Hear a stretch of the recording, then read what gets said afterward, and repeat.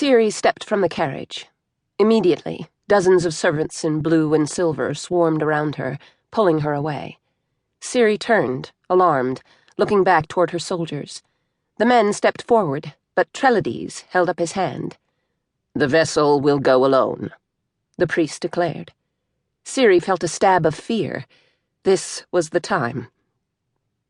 "Return to Idris," she said to the men. "But, my lady," the lead soldier said. "No," Siri said. "You can do nothing more for me here. Please, return and tell my father that I arrived safely." The lead soldier glanced back at his men, uncertain. Siri didn't get to see if they obeyed or not, for the servants shuffled her around a corner into a long black hallway. Siri tried not to show her fear. She'd come to the palace to be wed, and was determined to make a favorable impression on the God King. But she really was just terrified. Why hadn't she run? Why hadn't she wiggled out of this somehow? Why couldn't they have all just let her be?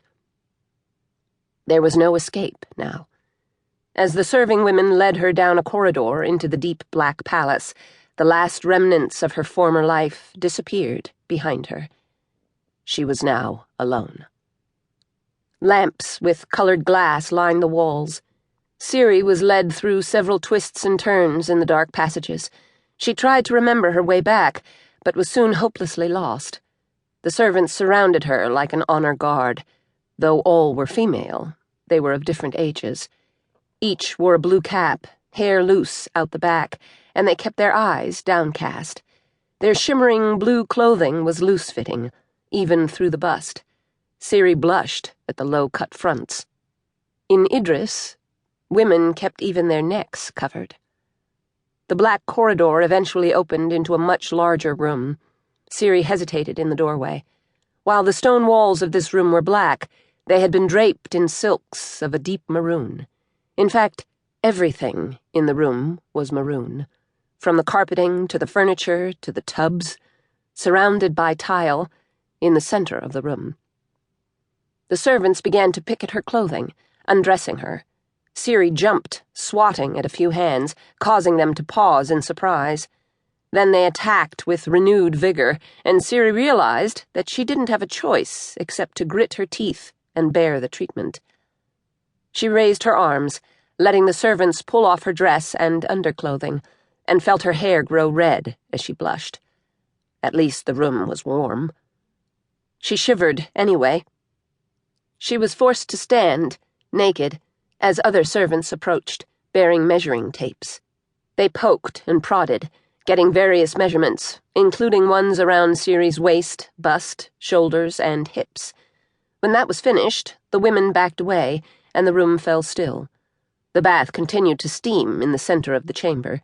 Several of the serving women gestured toward it. "Guess I'm allowed to wash myself," Siri thought with relief, walking up the tile steps. She stepped carefully into the massive tub, and was pleased at how warm the water was. She lowered herself into the water, letting herself relax just a fraction.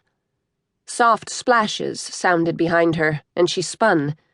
Several other serving women, these wearing brown, were climbing into the tub, fully clothed, holding washcloths and soap. Siri sighed, yielding herself to their care as they began to scrub vigorously at her body and hair. She closed her eyes, enduring the treatment with as much dignity as she could manage. That left her time to think, which wasn't good. It only allowed her to consider just what was happening to her. Her anxiety immediately returned. The lifeless weren't as bad as the stories, she thought, trying to reassure herself, and the city colors are far more pleasant than I expected. Maybe the God King isn't as terrible as everyone says. "Ah, good," a voice said. "We're right on schedule. Perfect." Siri froze. That was a man's voice. She snapped her eyes open to find an older man in brown robes standing beside the tub, writing something on a ledger. He was